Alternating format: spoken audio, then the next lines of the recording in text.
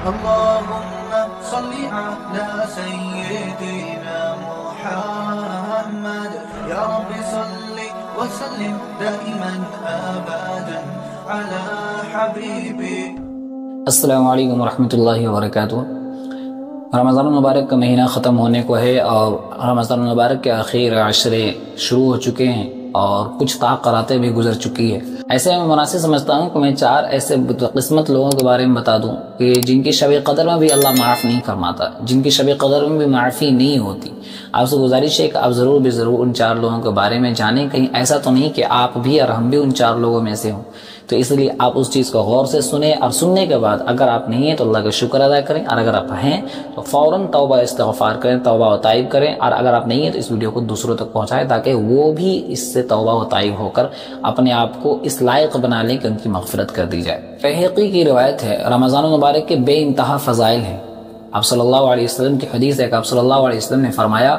کہ رمضان المبارک کے ہر روز افطار کے وقت میں اللہ رب العزت 10 لاکھ ایسے لوگوں کو جہنم سے آزاد کرتا ہے جن کے اوپر جہنم واجب ہو چکی ہوتی ہے، جو جہنم کے مستحق ہو چکے ہوتے ہیں۔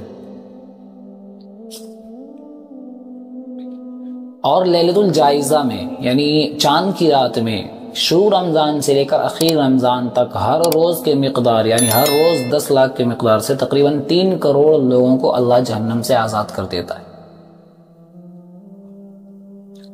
تو اتنی بڑی فضیلت آگے ہے کہ جبریل علیہ السلام آخر عشرے کے طاق راتوں میں فرشتوں کو لے کر زمین پہ اترتے ہیں اور فرشتوں کو حکم فرماتے ہیں کہ جو بھی بندہ اس رات میں کھڑا ہو کر عبادت کرتا ہوا ملے، بیٹھ کر عبادت کرتا ہوا ملے، نفلی عبادت میں مشغول ہو، ذکر تسبیح وغیرہ میں مشغول ہو، ان کو جاؤ، ان کو سلام کرنا اور ان سے مصافحہ کرنا اور ان کی ہر ایک دعا پر آمین کہنا۔ اور یہ سلسلہ رات بھر چلتا ہے، شب قدر میں یہ سلسلہ رات بھر چلتا رہتا ہے۔ صبح کے جب اذان ہوتی ہے تو جبریل علیہ السلام آواز لگاتے ہیں اور فرشتوں کو حکم فرماتے ہیں کہ اب آسمان کی طرف کوچ کرو۔ فرشتے پوچھتے ہیں، اے جبریل امین، احمد محمد صلی اللہ علیہ وسلم کی امتوں کا کیا بنا؟ جبریل علیہ السلام کہتے ہیں کہ اللہ شب قدر میں تمام لوگوں کو جو اس رات میں عبادت میں مشغول تھے ان کی مغفرت فرما دیا، سوائے 4 لوگ ایسے ہیں کہ اللہ نے ان کی مغفرت نہیں کی۔ آپ سے سوال میں یہ کروں کہ آپ نے کسی کے گھر کے لیے مزدوری کی، آپ نے پورے دن دھوپ میں کام کیا، آپ نے مشقتیں تکلیفیں برداشت کی، لیکن جب شام کو مزدوری لینے کا وقت آیا تو مزدوری دینے سے انکار کر دیا گیا، مزدوری آپ کو نہیں دی گئی، تو آپ کو کتنی تکلیف ہوگی، برا لگے گا۔ تو سیم یہی حالت ہے کہ ہم پورے رمضان المبارک کے روزے رکھ رہے ہیں، تراویح کی ہم نے مشقت برداشت کی، ہم نے تہجد پڑھی، آخر عشرے کے طاق راتوں میں ہم نے اللہ کی خوب عبادت کی، لیکن جب بخشش کی بات آئی، مغفرت کی بات آئی تو اللہ نے کہا کہ 4 قسم کے لوگوں کی مغفرت نہیں کروں گا جب تک کہ وہ توبہ نہ کر لیں۔ فرشتے سوال کرتے ہیں کہ وہ 4 لوگ کون ہیں؟ جبریل علیہ السلام کہتے ہیں کہ پہلا شخص ماں باپ کا نافرمان، کہ جو ماں باپ کی نافرمانی کرے گا